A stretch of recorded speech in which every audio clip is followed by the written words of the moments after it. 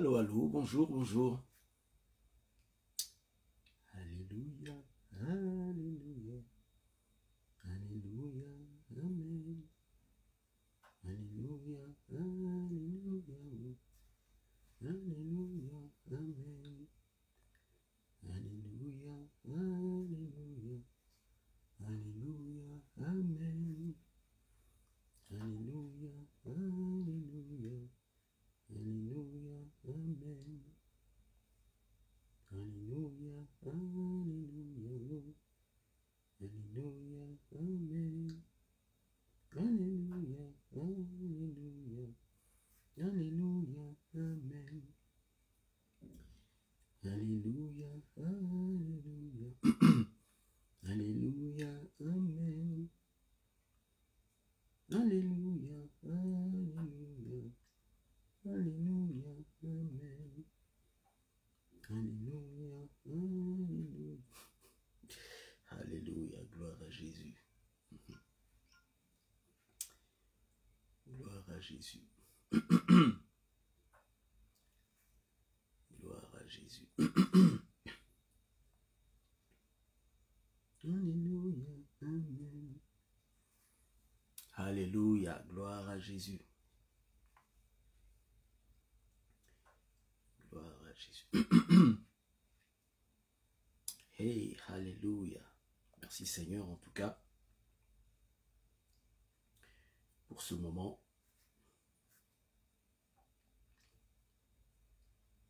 Nous sommes reconnaissants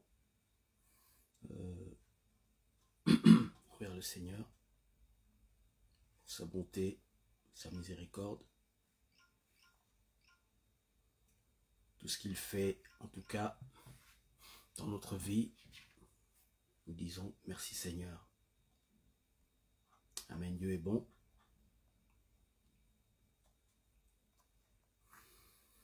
Dieu est merveilleux.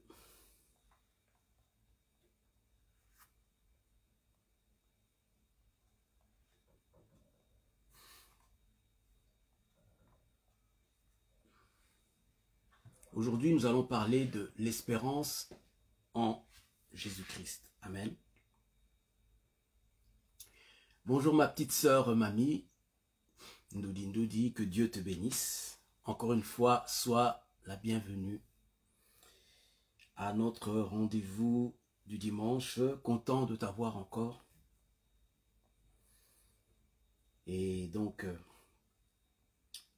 que Dieu te bénisse énormément. Bien-aimé,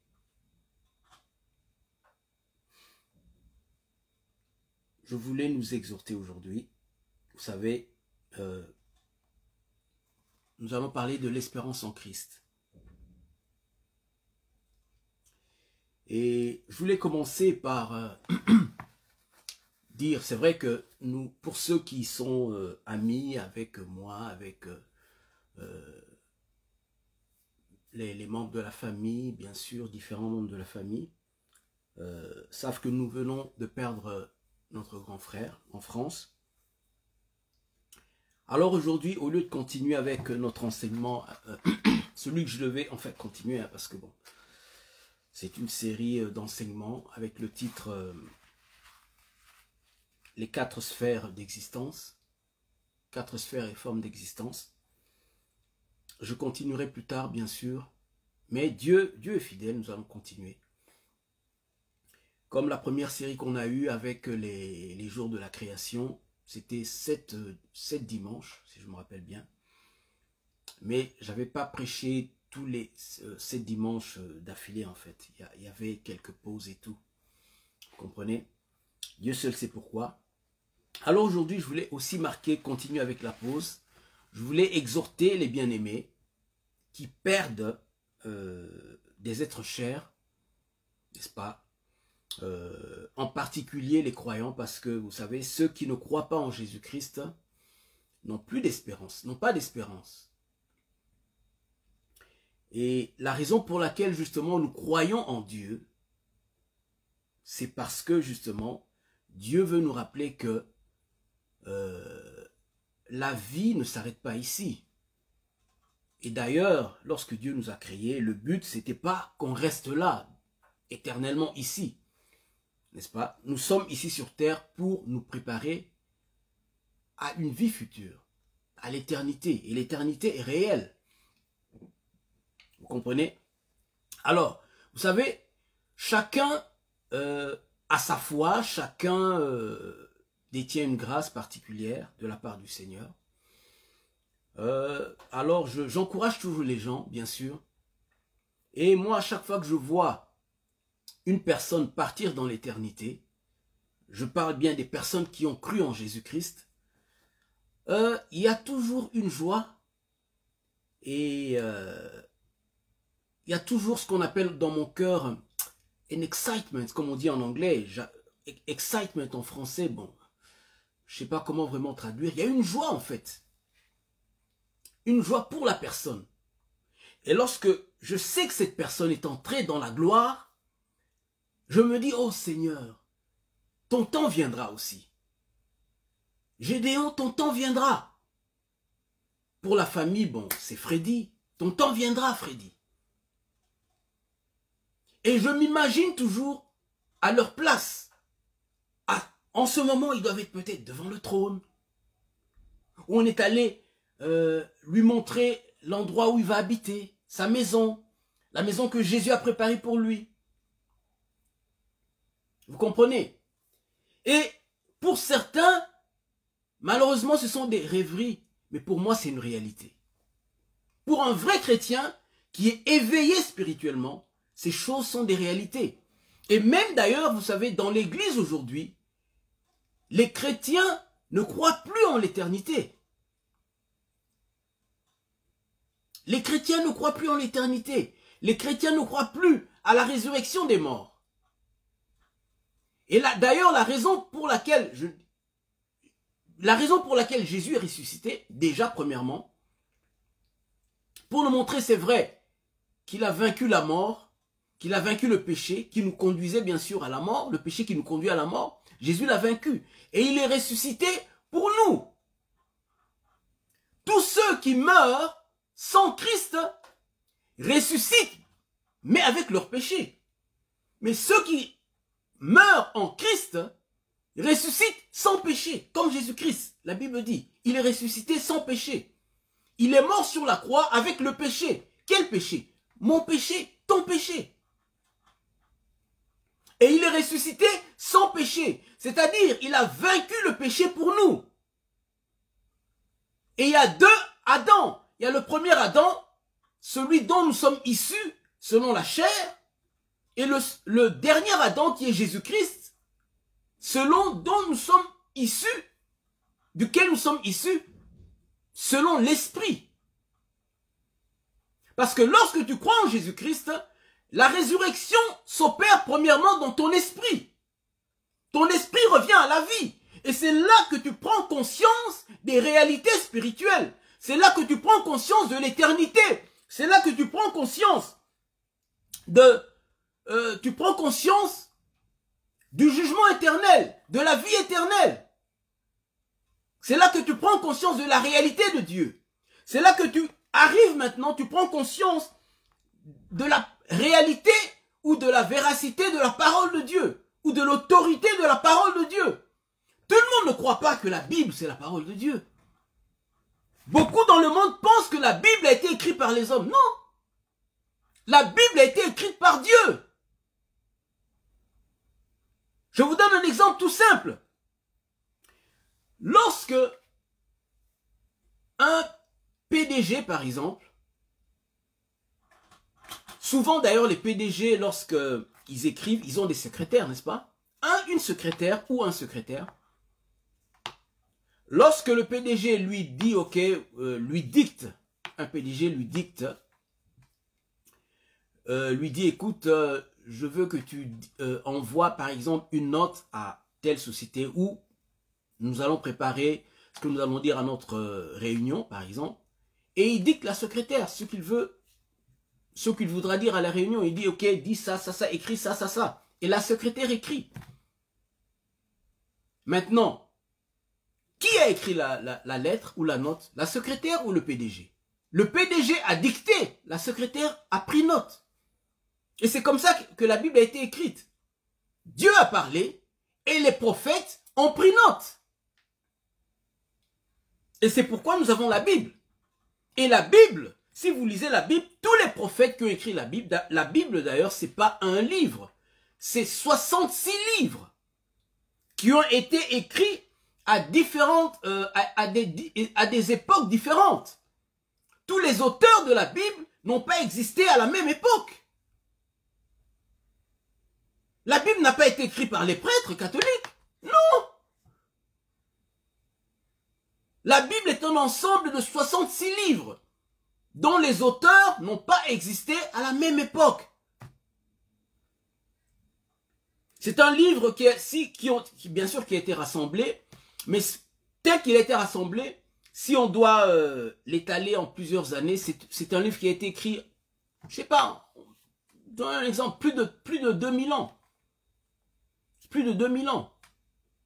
Vous comprenez, à commencer par la Genèse. Les 4 livres de la Genèse et puis les 4 livres de Moïse. C'est-à-dire la Genèse qui a été écrite toujours par Moïse, bien sûr. La Genèse, l'Exode. Puis nous avons Lévitique, nous avons le Nombre, Deutéronome. Tous ces livres ont été écrits par Moïse. Quoique la Genèse, Moïse n'était pas là, mais il a eu la révélation de la Genèse. Comment Dieu a créé les cieux et la terre.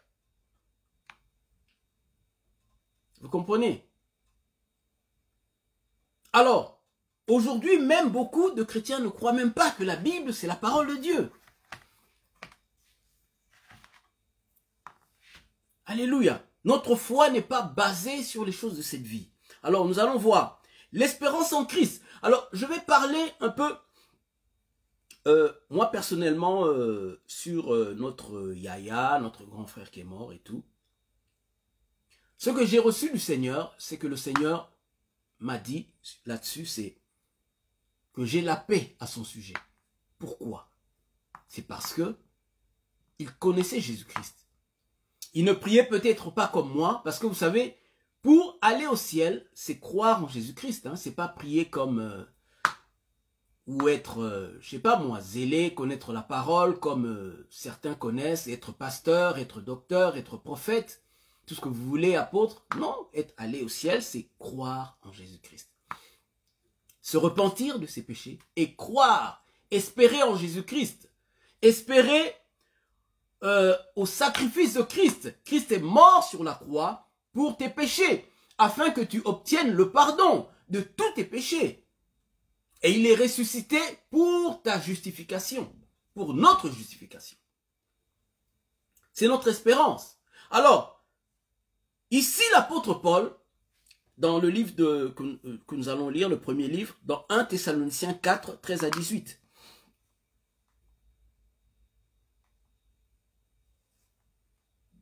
1 Thessaloniciens 4, 13 à 18. Voilà, nous allons lire. Nous ne voulons pas, frères, que vous soyez dans l'ignorance au sujet de ceux qui dorment.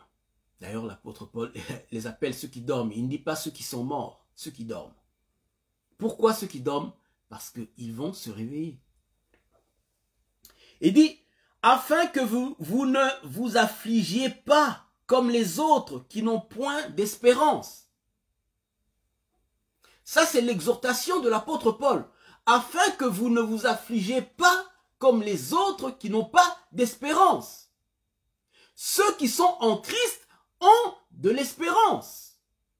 Quand bien même la personne pourrait mourir, mais on a de l'espérance. Et c'est quoi l'espérance? C'est l'espérance premièrement de la résurrection. Ça, c'est ce que Jésus a toujours dit. Là, je suis la résurrection et la vie. Celui qui croit en moi ne mourra jamais, ne verra jamais la mort. Jésus-Christ nous promet la vie éternelle. Et la vie éternelle, on l'obtient le jour où on reçoit Jésus-Christ dans notre vie. Lorsque nous mourrons, en réalité, nous ne mourrons pas. Nous passons juste d'un monde à un autre. C'est exactement comme quelqu'un qui voyage. Comme pour nous en Afrique, quelqu'un qui qui sort de l'Afrique et qui va en Europe, dans un monde développé.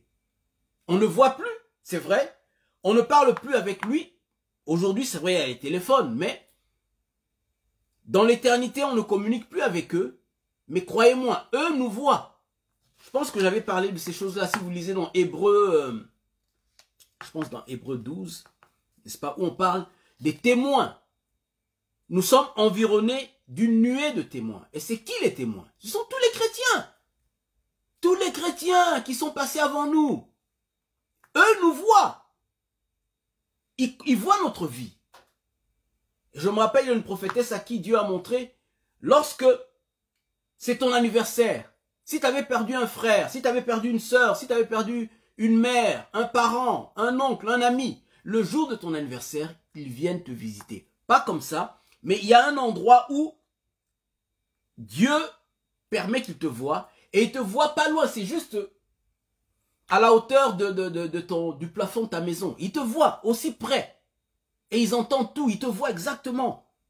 Comme s'ils étaient juste au-dessus de ton plafond. Ils assistent à ton anniversaire. Ils participent. S'il y avait une graduation d'université, ils participent. S'il y avait une naissance, ils participent. Et souvent on dit, oh, si vraiment ma mère était là. Je me rappelle le jour au mariage de mon frère, Patrick. On s'est rappelé de maman, parce qu'elle est morte en 2000, et Patrick s'est marié en 2002. Et on s'est dit, ah, si maman était là, parce que Patrick avait été, son nom c'est Mazina Dimbu, donc le nom Dimbu c'est le nom de ma mère. Alors on s'est rappelé ce jour-là de maman, parce que Patrick qui portait son nom, s'était marié, mais maman n'était pas là.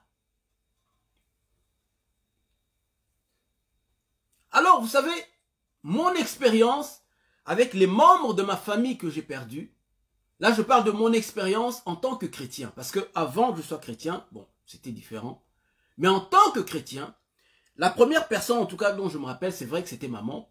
Probablement j'ai dû perdre d'autres membres de la famille, mais je parle de maman d'abord. Lorsque ma mère est morte, j'étais en Angleterre bien sûr, et maman était morte en France et tout. Alors on m'a appelé, c'est mon frère Patrick qui m'a appelé. Lorsqu'il m'a appelé, il m'a dit, voilà, maman est morte. Là je vous dis ce que j'ai vécu. Vous pouvez croire ou pas, ça c'est... Vous savez, les choses de Dieu, on en parle, vous croyez pas, ben, tant pis, hein, que Dieu vous éclaire. Lorsque Patrick m'a annoncé, la puissance de Dieu est descendue sur moi. Je ne pouvais pas pleurer, je voulais bien pleurer, mais il était impossible pour moi de pleurer, impossible. Lorsque Patrick m'a annoncé la nouvelle, boum, la puissance de Dieu est tombée sur moi et j'étais rempli d'une paix surnaturelle que je ne pouvais contrôler. Une paix surnaturelle sur le champ. Ça s'est passé comme lorsque Marie est allée visiter la mère de Jean-Baptiste, et la mère de Jean-Baptiste était 6 mois enceinte. Et lorsque Marie est entrée, elle a salué sa cousine, qui était la mère de Jean-Baptiste. Donc je parle de Marie, la mère de Jésus. Jean-Baptiste a tressailli dans le sein de sa mère. Et la mère de Jean-Baptiste a été remplie du Saint-Esprit et elle a commencé à prophétiser. Il y a eu une connexion qui s'est passée. Quelque chose de surnaturel. Et le Seigneur, tout de suite, j'ai compris ce que le Seigneur m'annonçait. Vous savez, il y a des langages de Dieu qui sont silencieux. Mais tu comprends tout. Tu comprends ce que le Seigneur te dit. D'ailleurs, même quand je reçois les révélations que Dieu me donne, c'est pas des voix comme ça que je vous avais expliqué l'autre fois. En anglais, on appelle ça download. Ça dit download.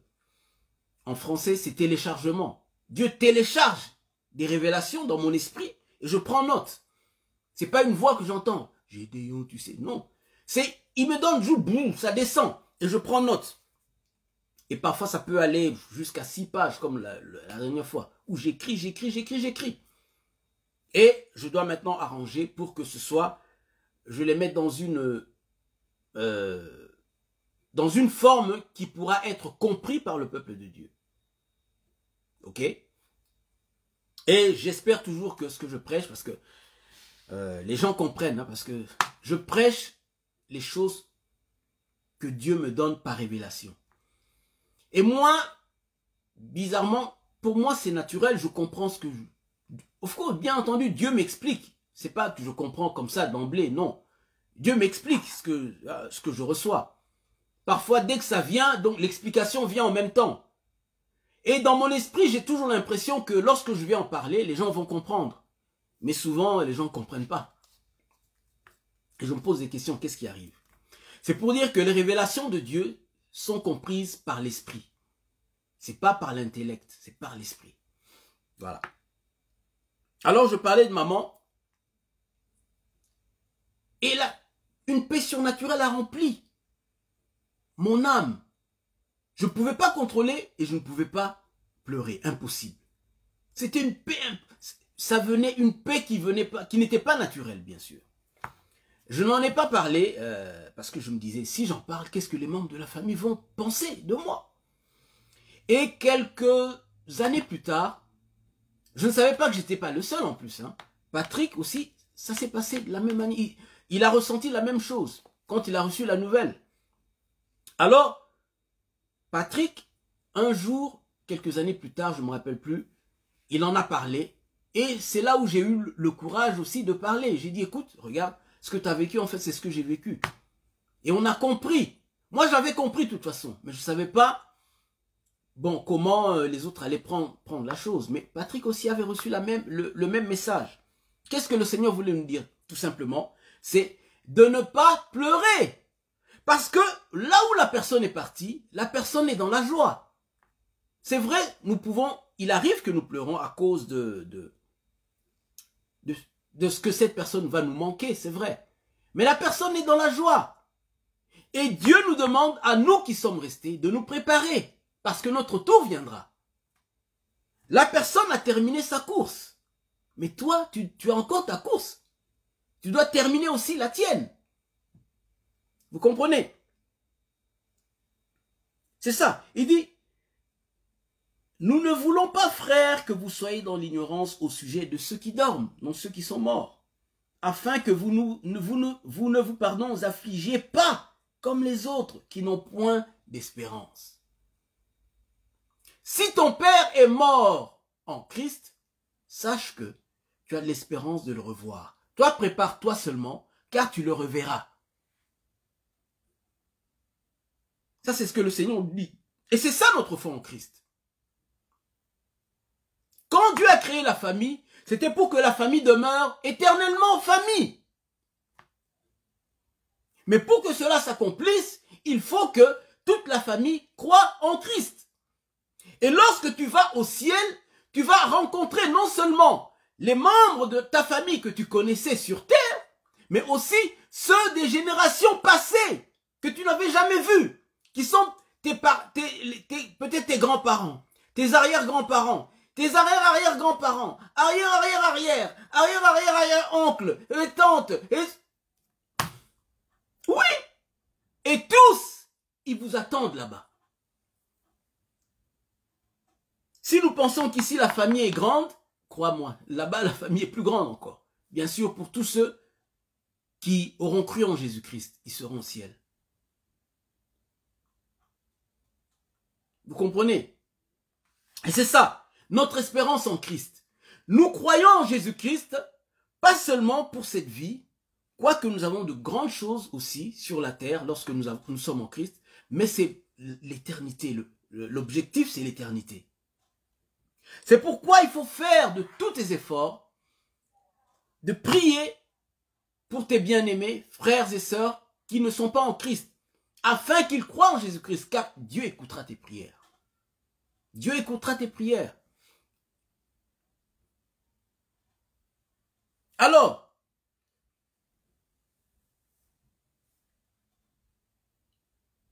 dans verset 15, qu'est-ce qu'il dit?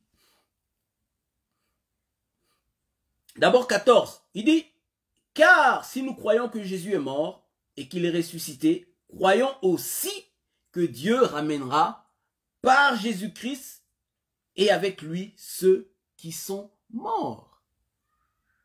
Dieu ramènera par Jésus-Christ et avec lui ceux qui sont morts. Premièrement, il ramènera par Jésus-Christ et deuxièmement, avec Jésus-Christ. Je vais expliquer pourquoi.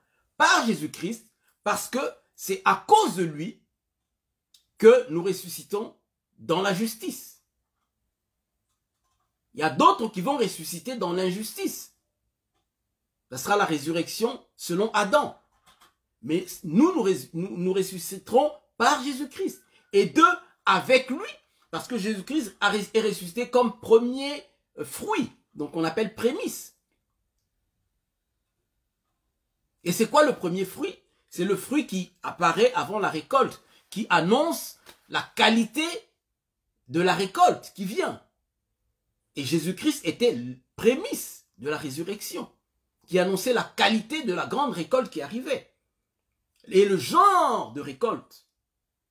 Comprenez? Et c'est pourquoi la Bible dit que nous serons semblables à Christ. Parce que c'est Christ qui est le modèle de la résurrection. Et les autres seront semblables au premier Adam, quoique Adam a été sauvé. Mais pour ceux qui ne sont pas sauvés, vont ressusciter selon l'image du premier Adam. Alors,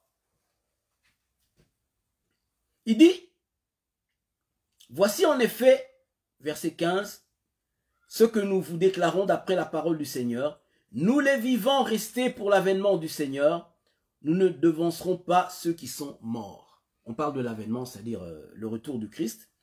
Car le Seigneur lui-même a un signal donné à la voix d'un archange et au son de la trompette de Dieu, descendra du ciel, et les morts en Christ ressusciteront premièrement. C'est-à-dire, tous tes frères, tes sœurs, pères, mères, oncles, tantes, enfants peut-être, neveux, qui sont morts en Christ, tu les verras ressusciter le jour où Jésus-Christ reviendra. Tu les verras en vie. Et nous n'allons pas... Qu'est-ce qu'il voulait dire ici? Le jour de l'enlèvement, nous n'allons pas être enlevés sans eux. Eux vont ressusciter d'abord. Et nous serons enlevés au ciel avec eux. Ça c'est physiquement, ok? Parce que je vais vous parler d'abord de ce qui tout à l'heure, de ce qui se passe en esprit. Parce que là, ce que Paul décrit ici, c'est ce qui va se passer physiquement aux yeux de toute la terre. Mais ce qui se passe dans l'esprit, ce que les hommes ne voient pas, nous allons le voir tout à l'heure, c'est aussi décrit dans la Bible. Ça c'est, lorsque la personne meurt, ce qui se passe immédiatement après sa mort. Puis dit, verset 17, ensuite nous les vivants qui seront restés, nous serons tous ensemble enlevés avec eux sur des nuées, à la rencontre du Seigneur dans les airs. Et ainsi nous serons toujours avec le Seigneur. Amen. 18, consolez-vous donc les uns les autres par ces paroles. Consolez-vous, voilà, par ces paroles. Donc lorsque nous perdons un bien-aimé, et surtout qui est en Christ, c'est d'abord ça, hein, un bien-aimé qui croyait en Jésus. Moi, je vous dis ça pour la famille aussi. Le Seigneur a témoigné dans mon cœur que de ne pas m'inquiéter pour lui. Parce que moi, en fait, lorsque j'ai un membre de la famille qui est malade et tout, qui est près de la mort, le seul souci d'abord, c'est que son âme soit sauvée. C'est ça.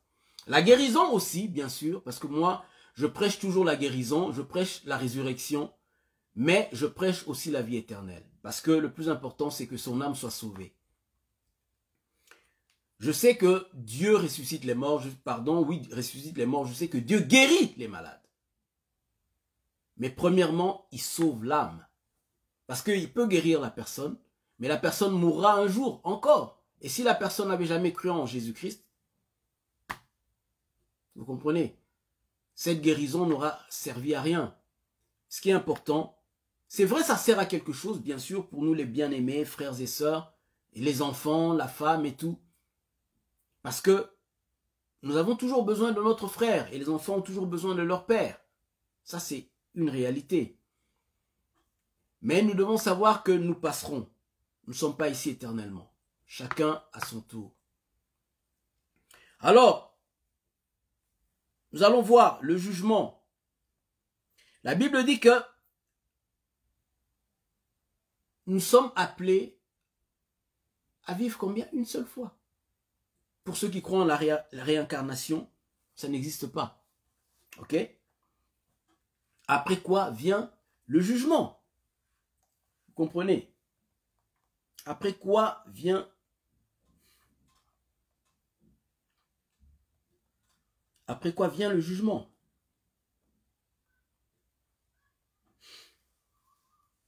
Dans Hébreux 9, 27, qu'est-ce qu'il nous dit? Et comme il est réservé aux hommes de mourir une seule fois, après quoi vient le jugement. Beaucoup de gens pensent que, ok, tu viens sur cette terre sous formes humaines, tu meurs, tu reviens sous forme, je ne sais quoi, d'un arbre, et puis tu reviens sous forme d'un lapin, et puis tu reviens sous forme d'un lion. Non. Il nous est réservé de mourir une seule fois, après quoi vient le jugement. Maintenant, il y a le jugement des justes et le jugement des injustes. C'est quoi le jugement des justes? Et d'ailleurs, tout le monde passera par ce jugement, bien sûr.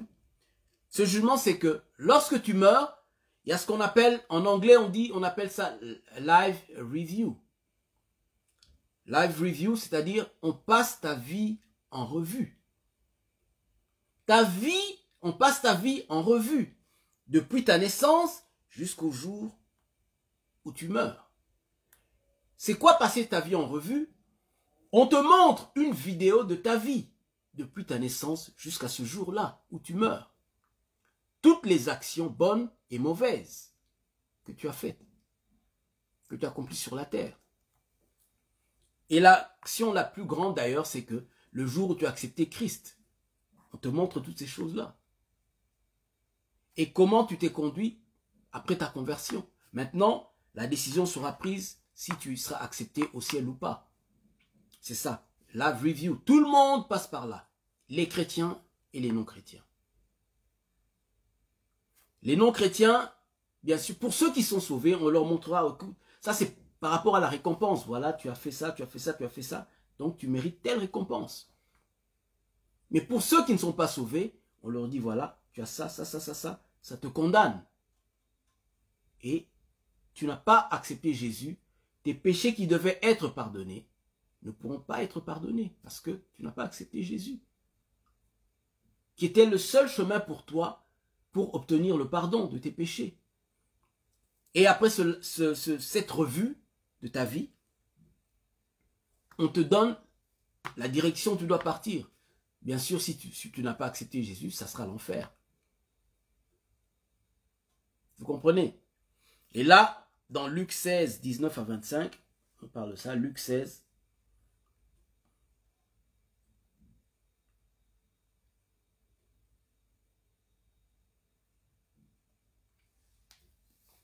Il dit, Luc 16, 19 à 25, on parle du riche, il dit, et de Lazare.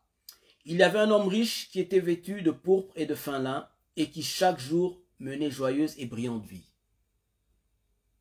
Il menait joyeuse et brillante vie. C'était un homme riche. Un pauvre nommé Lazare était couché à sa porte couvert d'ulcères et désireux de se rassasier des miettes qui tombaient de la table du riche. Et même les chiens venaient encore lécher ses ulcères. Le pauvre mourut et il fut porté par les anges dans le sein d'Abraham. Vous comprenez? Il mourut. Qu'est-ce qui s'est passé lorsqu'il mourut? Il fut porté par les anges dans le sein d'Abraham. Le riche mourut aussi et il fut enseveli. Dans le séjour des morts, maintenant, il leva les yeux et tandis qu'il était en proie au tourment. Ça, c'est en enfer. Il était en proie au tourment. Il vit de loin Abraham et Lazare dans son sein. Il s'écria, Père Abraham, aie pitié de moi, et envoie Lazare pour qu'il trempe le bout de son doigt dans l'eau et me rafraîchisse la langue. En enfer, il fait chaud. Et l'enfer, c'était créé pour le diable et ses anges, pas pour nous. Mais malheureusement, les gens y vont parce qu'ils refusent le salut offert par Jésus-Christ, salut gratuit. Vous comprenez? Gratuit. Et ça, c'est ce qui se passe exactement lorsque nous rendons notre dernier souffle. Si nous avons Christ dans notre vie, les anges viennent nous prendre. Et ça, je donne l'autre témoignage que Dieu m'a donné. Souvent, pas toujours, bien sûr. Bon. Mais, pour mon père, par exemple, le Seigneur m'avait montré à l'avance. Déjà, en 90, déjà. Papa est mort l'année dernière. Mais en 90, déjà, le Seigneur m'avait montré déjà. Sur mon père. Et il m'avait montré qu'il serait sur chaise roulante. Alors qu'à l'époque, papa était bien. Hein, qu'il serait sur chaise roulante. Mais il m'avait montré son visage. Et son visage rayonnait de la gloire de Dieu. Et j'avais compris à cette époque que mon père serait sauvé. À l'époque, bien sûr, je ne comprenais pas encore que... Parce que quand j'étais nouveau converti, vous savez, les évangéliques pentecôtistes, souvent...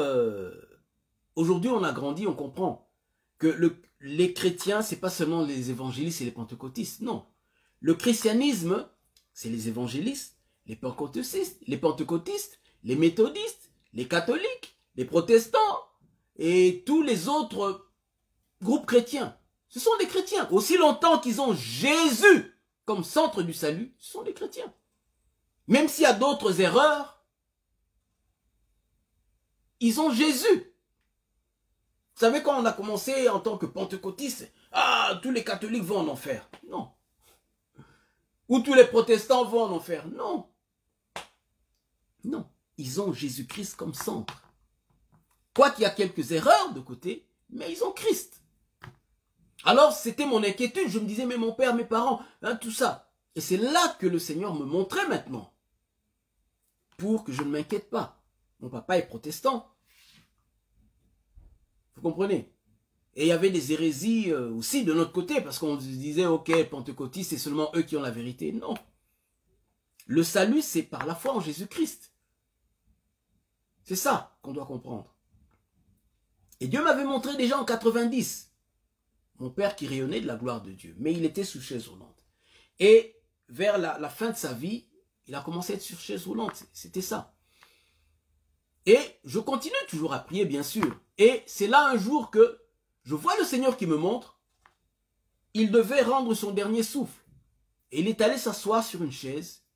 Et pendant qu'il allait s'asseoir, au point de rendre son dernier souffle, je voyais un ange à côté de lui qui attendait qu'il rende son dernier souffle afin qu'il prenne son âme et l'amener au ciel. Un ange l'attendait. Vous comprenez? Et lorsqu'il est mort, on est allé en France et tout. Je regardais son corps, mais je savais que c'est pas papa, ça c'est son corps. Papa n'est pas là, il est au ciel. Dieu avait déjà témoigné. Donc j'avais la paix dans mon cœur. C'est vrai, c'est normal, il y a les gens qui pleuraient. Pour ceux qui n'ont pas, c'est pour ça que je dis, nous ne sommes pas tous pareils. Nous ne sommes pas tous pareils. L'éternité, pour moi, c'est une réalité. Depuis ma conversion, la manière dont Dieu s'est révélé à moi, malheureusement, on n'est pas tous... Avant, je pensais que ça devait être tous pareils. C'est pour ça que je ne comprenais pas pourquoi ils ne comprennent rien. Ils ne comprennent pas. C'est après des années que j'ai compris que non, tout le monde ne se convertit pas de la même manière. Vous comprenez? Tout le monde n'a pas la même révélation. Tout le monde ne comprend pas les choses spirituelles ou n'expérimente pas les choses spirituelles telles que je les expérimente. Pour moi, les choses de l'esprit, c'est une réalité. C'est une réalité, c'est réel pour moi. Et depuis ma conversion, ça a été réel. J'ai été ouvert directement au monde des esprits. Le jour de ma conversion. Vous comprenez? J'étais conscient directement du monde des esprits. Et je pensais que ça devait être comme ça pour tout le monde. Non, je réalise que c'est pas comme ça. Vous comprenez? Je vois mon papa, enfin son corps. Je dis son corps parce que c'était pas mon papa, c'était pas mon père, c'était son corps. Et je savais que mon Père était au ciel. Et je savais qu'il me regardait. Le jour d'ailleurs où on devait parler et tout, le jour de l'enterrement, je ne voulais pas parler trop parce que vous savez, dans le Seigneur, nous sommes chrétiens parfois depuis longtemps, mais je me suis rendu compte que beaucoup de chrétiens aujourd'hui sont encore bébés spirituels. Il y a des pasteurs qui dirigent l'église, pasteurs mais les bébés lui-même, avec une sucette. Comme un jour Dieu m'avait montré dans l'église, je regarde, oh, un frère, je vois dans un songe un frère dans l'église avec une sucette. Je dis, oh, comment il a une sucette? Non, le Seigneur me montrait, il est encore bébé spirituellement. Quoi qu'il soit adulte, mais spirituellement, il est encore bébé. Et il y a des pasteurs bébés spirituels, ils dirigent l'église, mais il est bébé. Et des chrétiens qui ont fait d'année en année dans l'église, mais ils n'ont rien compris des choses spirituelles. Dieu veut que tu sois spirituel. La vie chrétienne, c'est pas une religion, c'est une réalité. C'est une relation avec Dieu. Dieu veut que tu sois son ami. Comme j'écoutais un prophète qui disait, souvent on appelle Dieu lorsqu'on a des problèmes. Non. Dieu, c'est pas quand tu as des problèmes.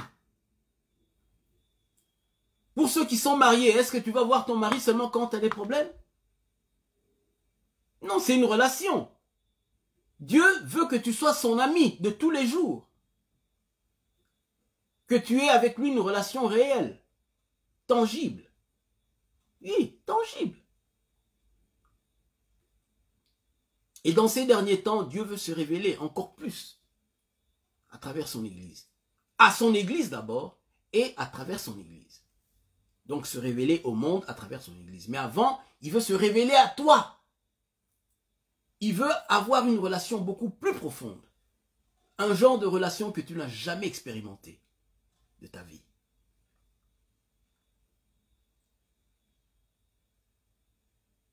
Et il dit, donc je parlais, il s'écria. Donc, pour ceux qui sont en Christ, les anges viennent le chercher. Dès que tu rends ton dernier souffle, les anges viennent te prendre. Et ceux de ta famille, bien sûr, qui sont restés, ceux de la famille qui sont restés s'inquiètent, pleurent. Ça, c'est tout à fait normal. Je ne dis pas qu'il ne faut pas pleurer. Non, c'est pas ce que je dis. Je dis qu'il ne faut pas être sans espérance. Ça, c'est pour ceux qui sont en Christ.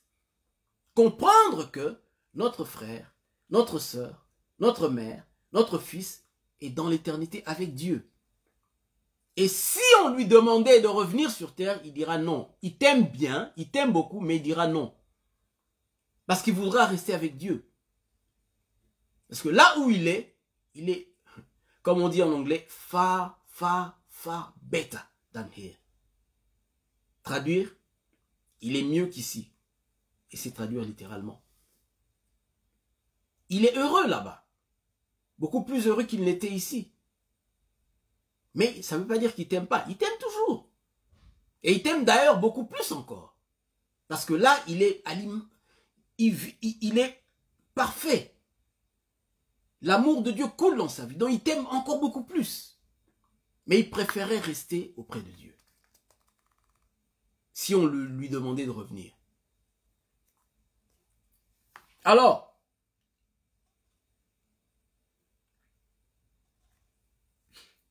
dans Apocalypse 14, 13, qu'est-ce que la Bible nous dit?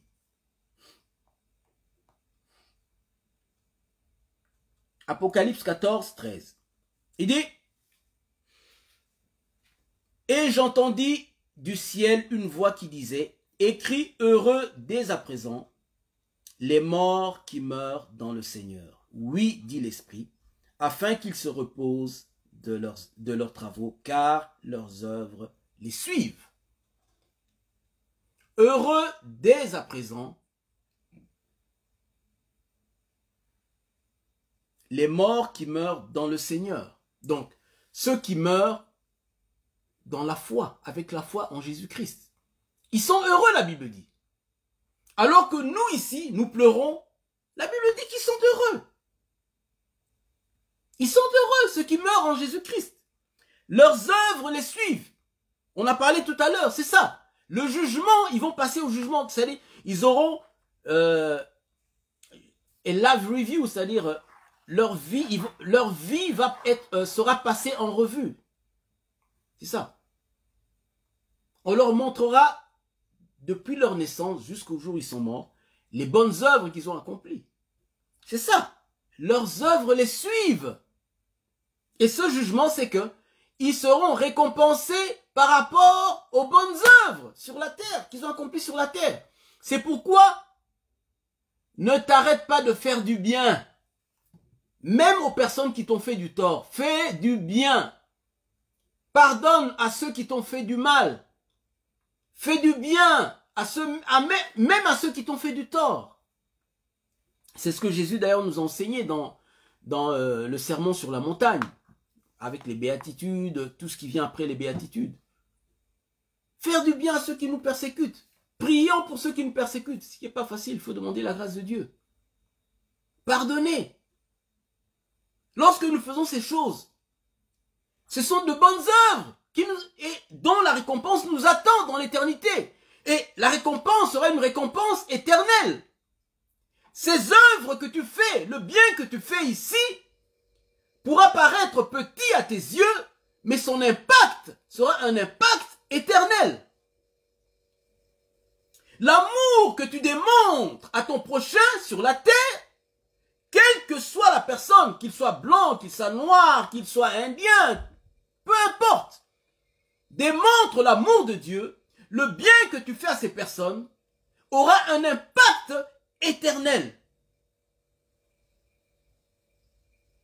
Les bonnes œuvres que tu accomplis te suivent. C'est ça le jugement. Pour ceux qui sont sauvés, bien sûr. Mais pour ceux qui ne sont pas sauvés, ça sera toutes leurs mauvaises œuvres. Toutes leurs mauvaises œuvres. Ces mauvaises œuvres les condamneront. Parce que le fait de ne pas croire en Christ, ça nous condamne déjà. Le Seigneur a dit, leur condamnation, ce n'est pas le mal qu'ils ont fait. Mais c'est le fait de refuser Jésus-Christ. Ça nous condamne déjà.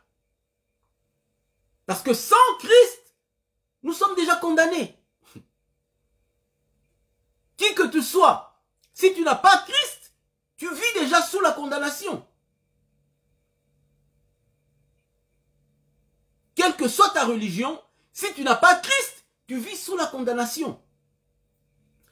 Tu es pardonné seulement en Jésus-Christ, parce que c'est lui seul qui est mort pour le pardon de tes péchés.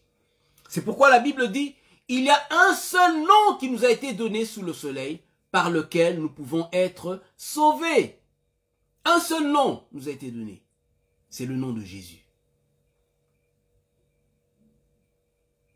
Et celui qui croit dans son cœur que Jésus-Christ est mort pour ses péchés, et qui croit qu'il est ressuscité des morts, sera sauvé.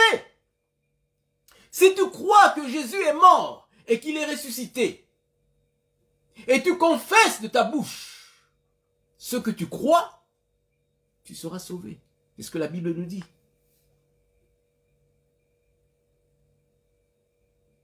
Et le salut ne veut pas dire que, en réalité, vous savez, que quelqu'un doit prier pour toi particulièrement, quoique ça se fait bien sûr, mais ça ne veut pas dire que si on n'a pas prié pour toi, tu n'es pas sauvé.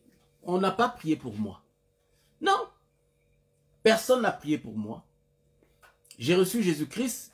C'est vrai que j'étais dans l'église, je ne suis pas avancé vers le podium, hein, comme on dit, le podium et tout, et pour qu'on prie pour moi, pour que je reçoive Jésus. Non, Jésus lui-même s'est révélé à moi. Là où j'étais assis, le Seigneur est venu se révéler à moi.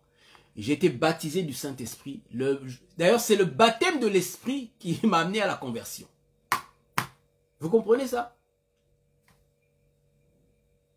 Qu'est-ce que Dieu veut nous montrer ici? Le salut vient par la foi en Jésus-Christ. Pas parce que quelqu'un a prié pour toi. Non. Si tu crois que Jésus est mort pour tes péchés et qu'il est ressuscité pour ta justification,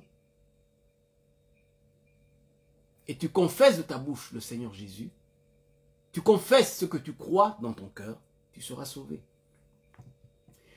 Cela peut être fait avec un pasteur, un frère, une sœur quelconque, ou cela peut être fait dans ta chambre. Peu importe. Mais l'essentiel, c'est que tu crois que ton seul espoir, c'est Jésus-Christ. Ton seul espoir d'être pardonné de tous tes péchés, c'est la mort et la résurrection de Jésus-Christ. Ton seul espoir de voir Dieu, de te voir dans l'éternité au ciel, c'est d'accepter le don gratuit du pardon de péché que Dieu nous offre par Jésus-Christ. Ce n'est pas par nos œuvres, mais c'est par l'œuvre de Jésus-Christ. Alors, il dit, heureux dès à présent, tous ceux qui meurent en Jésus-Christ. Et comme je dis toujours, mon frère qui vient de mourir, le Seigneur m'a dit, aie la paix à son sujet. Aie la paix. J'ai parlé avec des membres de la famille et tout, parce que ça fait longtemps qu'on ne s'est pas vu, ça faisait longtemps, alors je ne savais pas trop, parce que je suis venu en Angleterre, ça va faire combien d'années déjà 25 ans maintenant. Alors, je suis allé en France pas trop, de temps en temps comme ça et tout. Alors ça faisait longtemps qu'on ne s'était pas vu, c'est vrai on s'est parlé au téléphone de temps en temps et tout.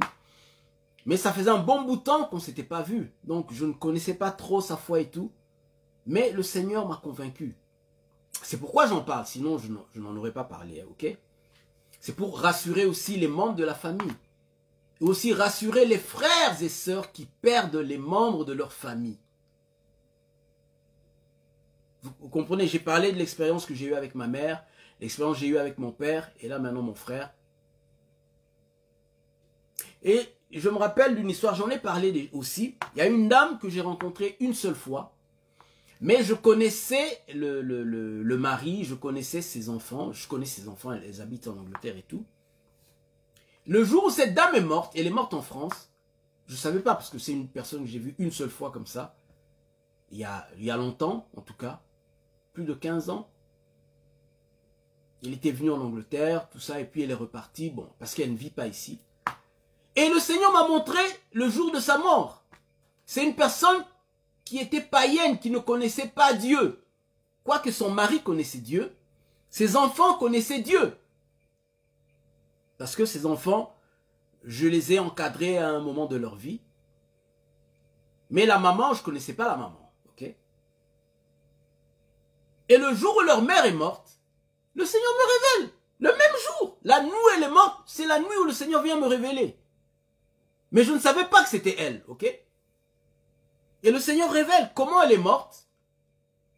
Elle a confessé ses péchés avant de mourir. Elle a été préparée par un pasteur. Et tout le mal qu'elle avait fait à une personne, quoi qu'elle n'avait pas vu la personne, mais Dieu lui a demandé qu'elle devait demander pardon. Et c'est extraordinaire. Les religieux, désolé pour vous, j'en parle, mais bon. Le Seigneur a fait la connexion entre moi et elle et la personne à qui elle devait demander pardon. Et le matin avant d'aller au boulot, son mari qui m'envoie un texte, voilà, la maman est partie. J'étais en train de dire ok. Et dans la journée maintenant, le Seigneur je devais appeler la personne à qui elle devait demander pardon. Et lorsque j'ai appelé la personne, moi je ne savais pas d'ailleurs, j'ai juste dit ce que Dieu m'a donné. Et la personne a commencé à pleurer au téléphone. Elle dit effectivement, regarde ce qu'elle m'a fait, regarde. Mais je lui pardonne. Et pendant que je lui parlais, la puissance de Dieu est descendue.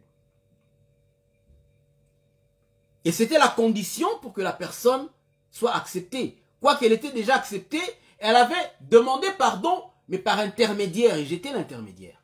Sans être là. Et le Seigneur a fait l'intermédiaire. Et cette personne ne connaissait pas Christ. Elle a reçu Christ le jour de sa mort. Les religieux, désolé. Désolé, religieux. Je n'étais pas là, mais le Seigneur m'a amené. Vous comprenez? Je n'étais pas là. Mais Dieu lui-même a fait la connexion. Et le pardon, Dieu a fait accepter le pardon avant même que je parle à la personne. et il est entré au ciel.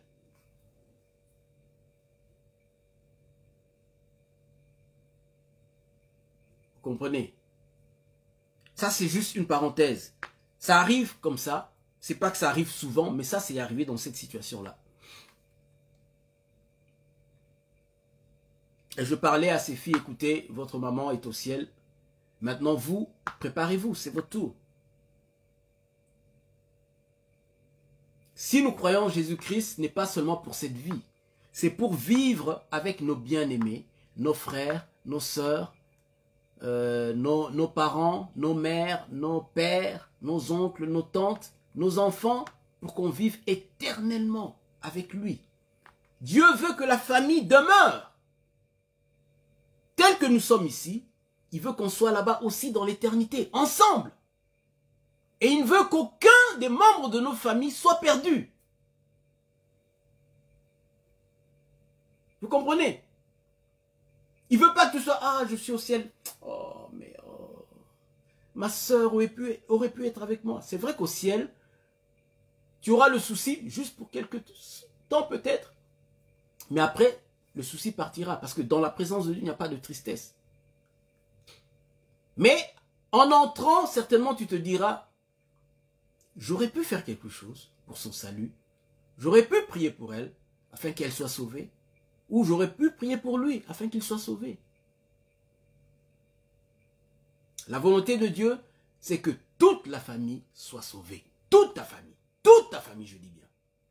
Même si tu vois tes frères, tes sœurs, qui ne connaissent pas encore Dieu en ce moment, toi ne t'arrête pas, toi prie seulement. Tu leur as parlé peut-être, ils n'ont pas cru, ne t'inquiète pas, prie. Ne t'arrête pas, prie. Ton oncle, ta tante ne croit pas, ne t'arrête pas, prie. Parce que même à la dernière minute, le Seigneur va honorer ta prière. Oui. Alléluia. Parce que lorsque le Seigneur amène le salut, la lumière dans une famille, c'est pour que toute la famille soit éclairée, pour que toute la famille soit sauvée. Est-ce que la Bible nous dit, crois seulement, tu seras sauvé, toi et toute ta famille. Alléluia. Et le but de Dieu, c'est pas qu'on vive seulement ici, mais dans l'éternité, ensemble, toute la famille. Alléluia. Alors, donc, ce qui veut dire Jésus et la résurrection. Et ce que nous attendons, donc ça j'ai parlé des choses qui se passent dès que nous mourrons. Parce qu'il y a la résurrection, mais la résurrection, elle est physique. Ok? Physique. Parce que nous mourrons physiquement. Mais il y a ce qu'on appelle, ce qui se passe tout à l'heure, comme j'expliquais, lorsque nous mourrons, ce qui se passe en esprit. Donc j'ai expliqué. Alors, ceux qui sont allés au ciel attendent aussi la résurrection. Quoi qu'ils sont, ils sont déjà au ciel. Mais ils attendent aussi la résurrection. C'est ce que nous avons vu tout à l'heure. Ceux qui sont morts en Christ, le jour de l'avènement de Jésus, ils vont revenir sur la terre, dans leur tombeau, là où ils sont morts, et ressusciter avec un corps de gloire. Vous comprenez? Ça, c'est la résurrection des justes. Et la résurrection des injustes, ça sera à la fin des temps. Après les 1000 ans que Jésus va faire sur la terre avec les chrétiens, à la fin, ce qu'on appelle le jugement dernier, ça sera la résurrection des injustes. Ils vont ressusciter aussi pour aller maintenant dans le feu éternel. Là, en ce moment, ils sont en enfer, ce qu'on appelle l'enfer. En anglais, on appelle enfer ou Sheol.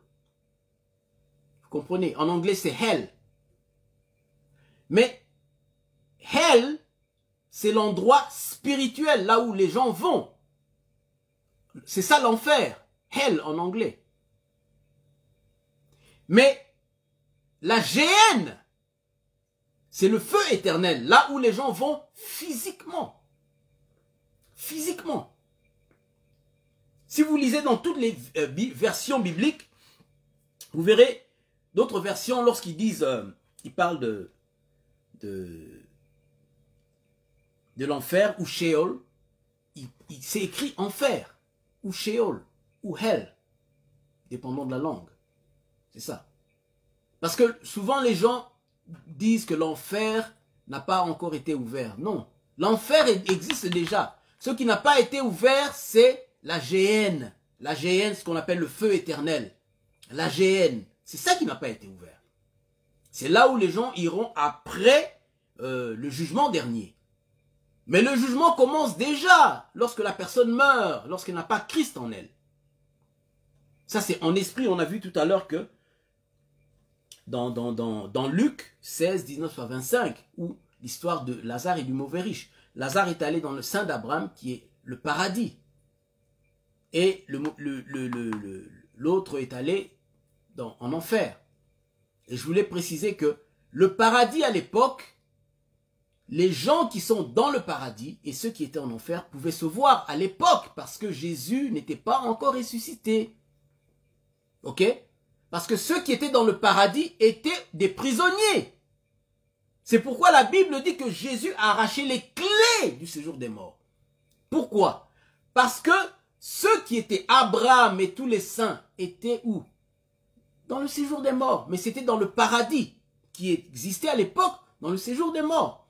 Et lorsque Christ est ressuscité, la Bible dit il est monté avec des captifs. Qui sont les captifs? C'était Abraham et les autres, tout ça. Vous comprenez? Les saints de l'Ancien Testament, ils étaient tous dans le séjour des morts. Le paradis existait dans le séjour des morts à l'époque. Ça, c'est une parenthèse que je voulais faire. Vous comprenez? Et aujourd'hui, en Christ, on ne va plus là-bas. On va directement au ciel.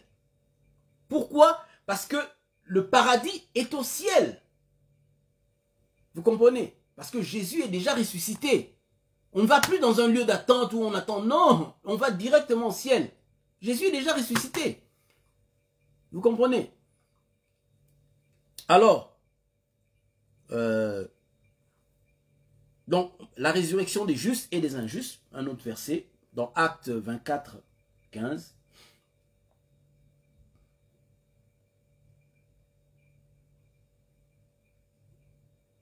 Verset 15. Alors, je lis, et ayant en Dieu cette espérance, comme ils l'ont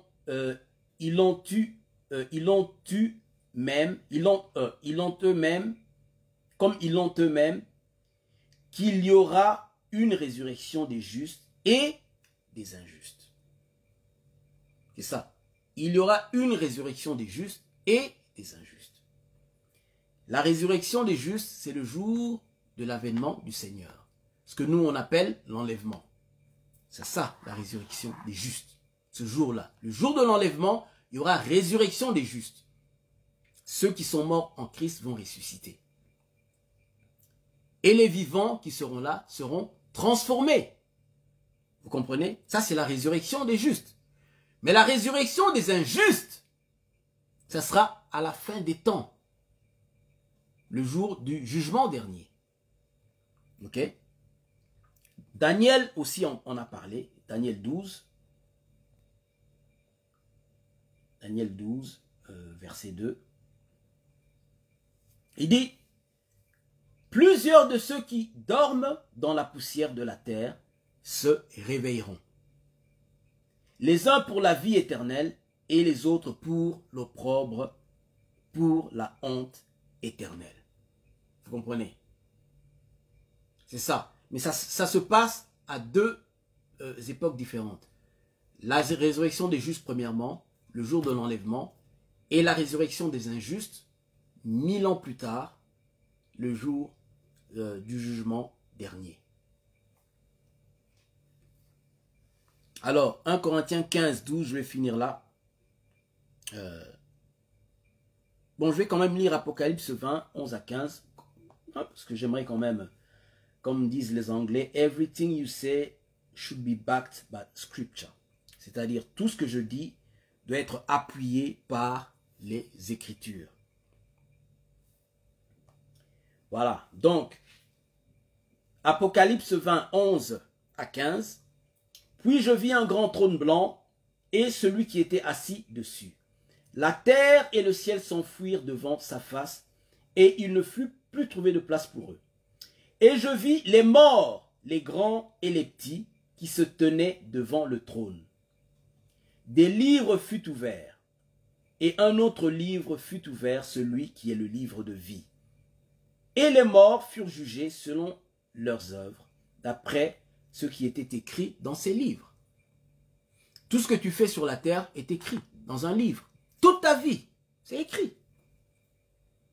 Quand tu insultes une personne, c'est écrit. Quand tu penses le mal d'une personne, c'est écrit. Tout mal que tu fais, c'est écrit. C'est écrit. Souvent, vous savez, on s'inquiète. Tout le monde, hein, nous sommes des hommes. On dit, ah, telle personne a fait du mal. Mais la justice ne l'a même pas condamné. Ne t'inquiète pas, c'est écrit. Il peut échapper à la justice des hommes, mais pas à la justice de Dieu. Tout est écrit. Ici, peut-être parce qu'il a l'argent, peut-être parce qu'il a un grand nom, parce qu'il est connu, il est puissant. Il fait du mal, la justice ne le condamne pas. La justice ne le condamne pas. Ne vous inquiétez pas, c'est écrit. Vous ne pouvez pas prouver sa culpabilité, ne vous inquiétez pas, c'est écrit. Tout ce qu'il fait, c'est écrit. Il pourra se moquer de vous, il pourra se moquer de la justice des hommes, il pourra dire, je suis au-dessus de la justice, je suis au-dessus de la loi, ne vous inquiétez pas, c'est écrit. Et ça, je le dis à tous ceux qui croient qu'ils sont au-dessus de toutes les lois de la terre. C'est écrit. Des livres furent ouverts. Et les morts furent jugés selon leurs œuvres, d'après ce qui était écrit dans ces livres. Écoutez verset 13. La mer rendit les morts qui étaient en elle. La mer rendit les morts, c'est-à-dire tous ceux qui sont morts dans la mer, même s'ils étaient mangés par des poissons, la mer va vomir ces morts-là. Leur corps sera reconstitué. C'est ça.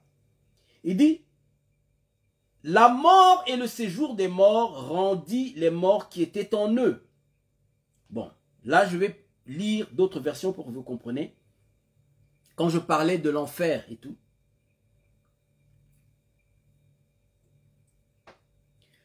Dans la Bible, en français courant, il dit, la mer rendit les morts qu'elle contenait. La mort et le monde des morts rendirent aussi leurs morts. Et tous furent jugés selon ce qu'ils avaient fait. Tous furent jugés selon ce qu'ils avaient fait. Alors,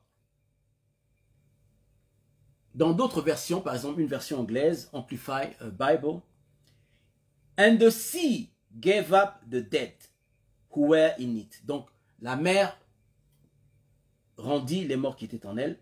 And death and Hades, the realm of the dead, surrounded the dead who were in them. Surrounded the dead that were in them. So, Hades, c'est l'enfer.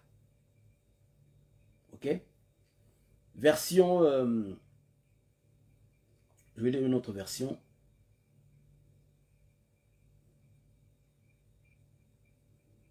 Parole de vie dit, les morts et le monde des morts.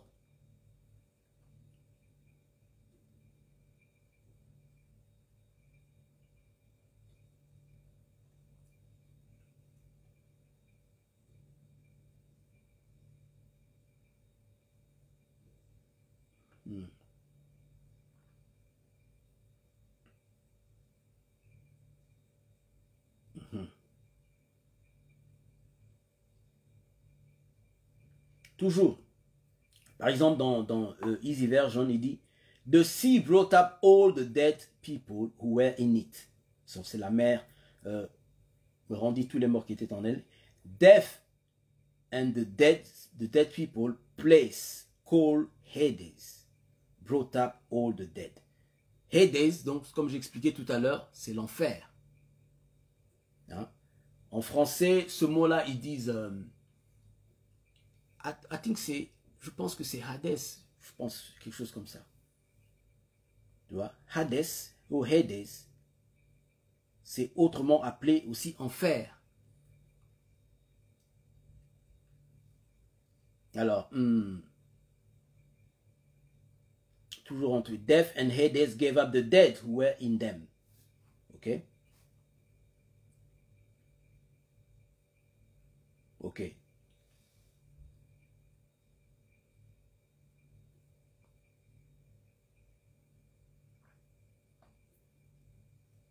Dans une autre version, je ne me rappelle plus exactement laquelle, où c'était vraiment traduit hell. Voilà, dans la Bible King James Version. King James Version, bon, quoique moi, bon, chacun a son opinion là-dessus, mais c'est vrai que King James Version, parmi les Bibles anglaises, c'est celle qui est beaucoup plus rapprochée à la version grecque, ok, et hébreu. Parce que les Bibles que nous lisons aujourd'hui, l'Ancien Testament a été écrit en grec, et le Nouveau, l'Ancien Testament en hébreu, pardon, et le Nouveau en grec. Alors, la version anglaise qui est la plus proche du grec et de l'hébreu, c'est la King James Version. Ok, il y a plusieurs versions. La raison pour laquelle il y a plusieurs versions, c'est par rapport au langage ou à la grammaire de l'époque, qui a parfois beaucoup de signification. Et souvent, les différentes versions apportent beaucoup plus de clarté dans l'interprétation des Écritures. C'est la raison pour laquelle vous voyez qu'il y a plusieurs versions. Mais la version qui était la plus proche, qui a été tirée directement du grec et de l'hébreu, pour les Bibles anglophones, c'est le King James Version. Alors, King James Version, bien sûr, c'est pas dans tous les versets qui est la plus claire, mais regardez dans ce qu'elle dit par rapport à ça. Par rapport à ce verset, il dit « And the sea gave up the dead which were in it. » C'est-à-dire, la mer rendit les morts qui étaient en elle. « And death and hell delivered up the dead which were in them. » Je répète, « And death and hell. » Hell, en français, c'est l'enfer. Vous comprenez? Souvent, il y a confusion entre l'enfer et la géhenne. L'enfer, c'est là où les gens vont maintenant lorsqu'ils meurent sans Jésus-Christ. La géhenne, c'est là où les gens vont après la résurrection, après le jugement dernier, c'est la géhenne. Et la Bible dit, l'enfer même sera jeté dans la géhenne. L'enfer, c'est pas ce qu'on attend, non, ce qu'on attend, c'est la géhenne. L'enfer, c'est là où les gens vont maintenant, selon la parole de Dieu. Ok? Parce que je sais, souvent j'écoute, ok, je ne veux pas faire de polémique, mais il y a souvent ce qu'on appelle beaucoup de confusion là-dessus. Ok? Hell delivered up the dead which were in them. Hell, c'est ça. Hell, c'est l'enfer. Hell, donc, c'est en anglais. En français, c'est l'enfer. L'enfer rendit les morts qui étaient en elle. Et ça veut dire quoi, rendre les morts? C'est-à-dire, ils ressuscitent. Ils reviennent tous à la vie. Et Dieu leur donne un corps qui pourra supporter maintenant le feu éternel. Parce que le feu éternel, ce qu'on appelle la géhenne, les gens y vivront physiquement, pas en esprit. Parce que les gens vont en enfer en esprit. Mais dans la géhenne, les gens iront physiquement, comme la Bible nous dit ici. Tu vois, il dit, et la mort et le séjour des morts furent jetés dans les temps de feu. C'est ça la géhenne, les temps de feu. C'est la seconde mort, les temps de feu. Quiconque ne fut pas trouvé écrit dans le livre de vie fut jeté dans les temps de feu. Ça sera après le jugement dernier. Mais le jugement commence dès que nous quittons cette vie. Les justes vont recevoir leur récompense et ceux qui meurent sans Christ vont directement en enfer. Il n'y a pas un lieu d'attente où les gens vont dormir d'abord, ils entendent. Non, non, c'est direct. C'est direct, immédiat. C'est direct. Mais pour nous qui sommes en Christ, C'est aussi direct. On va au ciel directement. Parce que Jésus est ressuscité. On va au ciel directement. Il n'y a pas un lieu où on attend Jésus. Non. On n'attend pas. Jésus est déjà ressuscité. On n'attend plus rien. Les gens attendaient, c'était avant la mort et la résurrection de Jésus-Christ, parce qu'ils n'avaient pas encore fait le sacrifice. C'est pourquoi on ne pouvait pas aller au ciel. Les gens étaient encore prisonniers du diable. Les saints étaient encore prisonniers. C'est pour ça qu'ils allaient dans le sein d'Abraham, dans le séjour des morts. Mais Jésus a déjà vaincu, il a arraché les clés. Pourquoi il va faire attendre? On n'attend plus. Quand tu meurs, directement au ciel, pour ceux qui sont en Christ. Mais pour ceux qui ne sont pas en Christ, malheureusement, ils vont en enfer. Mais ceux qui sont en Christ vont au ciel, bien aimés. Ceux qui croient en Jésus-Christ vont directement au ciel. Il n'y a pas un lieu d'attente, non. Jésus-Christ a déjà arraché les clés. Amen. Alors pour finir, pour confirmer que Jésus, il est ressuscité comme prémisse. Prémisse, j'avais expliqué tout à l'heure, c'est une récolte qui vient avant le temps de la récolte. 1 Corinthiens 15, 12 à 23. Je ne sais pas si je vais tout lire, mais bon. J'expliquais les prémices, souvent les enfants d'Israël, c'était quoi les prémices? C'était les fruits qui venaient avant la saison de la récolte. Et ces fruits-là montraient déjà la qualité ou le genre, le niveau de qualité de la récolte qu'on devait recevoir. Vous comprenez? Si la récolte allait être super bien, les prémices allaient aussi être bonnes. Si la récolte n'allait pas être une bonne récolte, ou la qualité des fruits n'allait pas être vraiment bonne, ça allait se montrer par les prémices, les premiers fruits. C'est ça en fait, les premiers fruits qui viennent avant la saison de la récolte. Alors ici, il dit, « Or si l'on prêche que Christ est ressuscité des morts, comme quelques-uns parmi vous disent qu'il n'y a point de résurrection des morts, s'il n'y a point de résurrection des morts, Christ non plus n'est pas ressuscité. Et si Christ n'est pas ressuscité, notre prédication est donc vaine. Et votre foi aussi est vaine. » Ça c'est juste. Il se trouve même que nous sommes de faux témoins à l'égard de Dieu, puisque nous avons témoigné contre Dieu qu'il a ressuscité Christ, tandis qu'il ne l'aurait pas ressuscité. Si les morts ne ressuscitent point, car si les morts ne ressuscitent point, Christ non plus n'est pas ressuscité. Et si Christ n'est pas ressuscité, votre foi est vaine. Vous êtes encore dans vos péchés.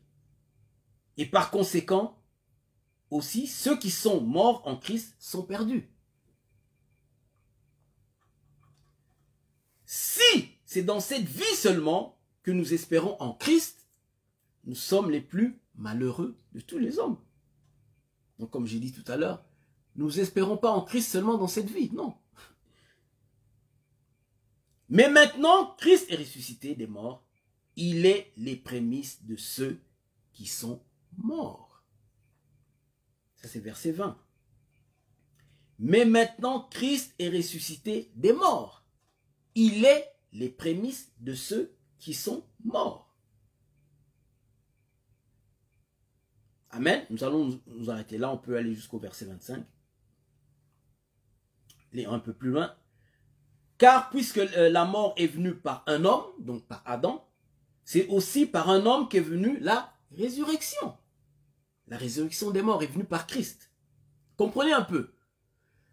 Pourquoi Christ est ressuscité des morts? C'est tout simplement pour nous dire que tous ceux qui croiront en lui ressusciteront également. C'est ça. C'est pour nous donner une espérance. Tous ceux qui croiront en lui ressusciteront. Ils auront la victoire sur la mort. Parce que nous tous, nous étions sans espérance par rapport à la mort. On se disait, la mort c'était un mystère. On dit, lorsqu'une personne meurt, oh, elle est morte, c'est fini. C'est fini. Non. Jésus-Christ est venu nous donner un espoir. Si vous mourrez avec la foi en moi, vous allez ressusciter. Et vous vivrez pour l'éternité. Mais cette éternité, comme j'ai expliqué tout à l'heure, ça commence déjà en esprit. Et ça commence dans notre cœur. Et lorsque nous mourons en Christ, notre esprit est porté par les anges, comme je l'ai montré tout à l'heure, par les Écritures. Et nous amène dans la présence de Dieu, au ciel. Et on se réjouit avec les saints. Avec Abraham, avec Isaac, avec les anges, avec le Seigneur lui-même, avec Dieu le Père. Et le jour de la résurrection, on vient récupérer le corps qu'on a laissé derrière. Pas reprendre le corps physique, mais le corps doit subir une transformation pour porter maintenant le corps éternel. La transformation commence dans l'esprit lorsque nous recevons Christ. Et lorsque nous vivons en tant que chrétiens sur la terre, c'est notre âme qui subit la transformation. Et à la fin, c'est le corps physique qui aura aussi sa transformation. C'est-à-dire que tous les trois parties seront sauvées. Mais chacun en son temps. L'esprit premièrement, ensuite l'âme, à travers la parole de Dieu, que tu écoutes tous les jours, que tu lis, que tu pratiques. La présence de Dieu, quand tu adores Dieu, tout ça, il y a une transformation qui s'opère dans ton âme. Et lorsque tu quittes cette terre, le jour où tu reviens, c'est-à-dire le jour de l'avènement du Seigneur, c'est ton corps physique qui va ressusciter. Ça, c'est notre espérance que nous avons en Jésus-Christ. Donc, la mort n'est pas une fin en soi pour nous, les chrétiens. Non, la mort n'est pas une fin en soi. C'est vrai, nous sommes tristes, nous avons perdu un frère, nous avons perdu un membre de la famille, nous avons perdu un père pour ses enfants, parce qu'il a 3 filles, pour ses filles. C'est vrai, c'est dur. Mais il croyait en Jésus-Christ. Et nous qui sommes restés, pour ceux qui ne croient pas en Jésus-Christ, nous devons croire aussi en Jésus-Christ. Comme ça, le jour où nous allons quitter cette terre, nous allons retrouver les membres de nos familles que nous avons perdus, que nous croyons perdus, mais ils ne sont pas perdus. Ils sont juste allés à un voyage. Ils ont voyagé. Et nous allons les rejoindre plus tard. C'est exactement ce qui se passe lorsque une personne quitte l'Afrique pour nous, les Africains. Nous quittons l'Afrique pour venir en Europe. Ça commence parfois par une personne. Et après, cette personne fait venir tous les membres de sa famille. Après, certainement, pour certains, c'est 10 ans, 15 ans après. Vous n'êtes pas revus. Et vous revoyez 15 ans, 10 ans après. 10 ou 15 ans plus tard. Ou peut-être plus longtemps que ça. Mais au moins, vous vous retrouvez. Et c'est l'espérance que Jésus-Christ nous a donnée, bien-aimés. Si tu ne t'es jamais converti, crois, donne ta vie à Christ. Parce que il y a de bonnes choses. Pas seulement pour cette vie. Parce que pour cette vie, vous avez vu l'exemple du mauvais riche. C'est pas pour l'argent qu'on vient à Christ, non. Parce que quand tu viens à Christ, tu as l'argent, c'est bien. Enfin, je veux dire, quand tu as l'argent, tu es riche et tout, c'est bien. Mais si tu meurs, qu'est-ce qui se passe? Tu n'amènes pas ton argent. Tu n'amènes rien. La seule chose que tu amènes là-bas, ce sont tes œuvres. Le bien ou le mal que tu auras fait sur la terre. C'est ça que tu amènes de l'autre côté. Et on est jugé par rapport à ça. Et bien sûr, ta foi en Christ. Si tu as Christ en toi, c'est avec ça que tu passes ton éternité. Et c'est ça qui va te faire entrer au ciel, ton espérance en Christ. Mais si tu n'as pas Christ, ouais, hein, c'est pas bon. C'est pas bon pour toi. Alors prends l'opportunité de te convertir, de donner ta vie au Seigneur. Pour rejoindre, peut-être que tu as un membre, pour nous c'est notre frère, mais pour toi, tu as peut-être un membre de ta famille qui est mort, qui connaissait Jésus, mais toi tu ne le connais pas. Donne ta vie à Jésus. Parce que maintenant, lui il est parti, ou elle est partie. Mais toi qui es resté, tu dois te préparer. Lui ou elle était prête. Ou il était prêt. Mais toi, est-ce que tu es prêt? C'est la question. Est-ce que tu es prêt?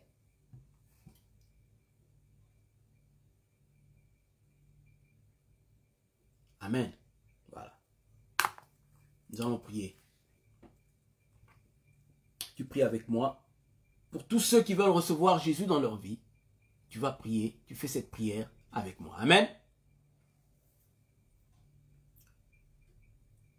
Seigneur, je viens à toi. Je me repens, Seigneur, de tous mes péchés.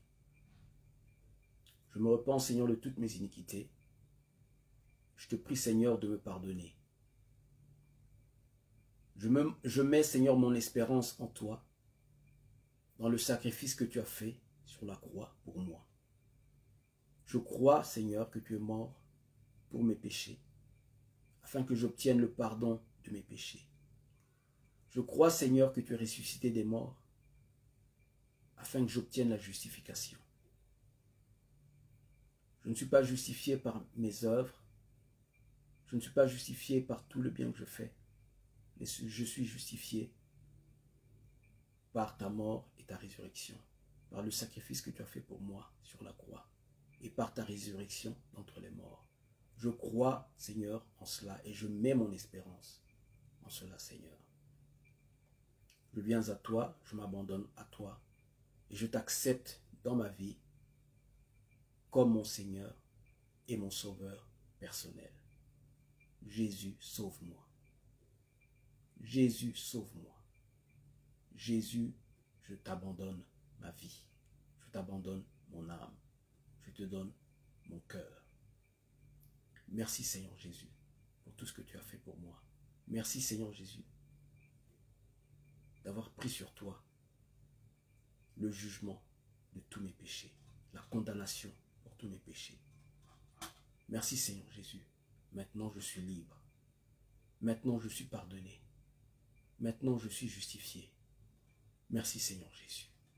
Merci Seigneur Jésus. Merci Seigneur Jésus. Amen. Voilà. Maintenant ce que tu dois faire, achète-toi une Bible. Ou pour l'instant, si tu n'as pas de Bible, nous avons comment on appelle, des tablettes aujourd'hui, même avec nos portables et tout. On peut télécharger une Bible et nous pouvons la lire. Je te conseillerais de commencer par le Nouveau Testament, le livre de Jean déjà. Ce sera beaucoup plus facile pour toi à comprendre. Et lis-la, parce que dans la Bible, dans la parole de Dieu, tu trouveras donc les commandements du Seigneur, les préceptes que Dieu nous a donnés, n'est-ce pas, pour nous guider dans notre vie. Nous ne devons plus marcher selon notre vie passée, mais les instructions que Dieu nous donne, qui nous montrera comment nous devons marcher sur cette terre pour lui plaire. Amen. Voilà. Et cette parole que tu liras va te faire grandir dans ta connaissance de Dieu, dans ta compréhension des Écritures et dans la volonté de Dieu, n'est-ce pas? Et sache que Dieu, ce Dieu que tu acceptes dans ta vie, ce n'est pas une religion, mais c'est une personne avec qui tu dois développer une relation de manière journalière. Lire ta Bible tous les jours, soit le matin, le soir, et prier le matin, le soir, généralement, c'est bien. À ton réveil, tu commences ta journée avec le Seigneur, et avant de dormir, tu finis ta journée avec lui. Et tu peux rajouter, bien sûr, au courant de la journée, comme c'est une relation.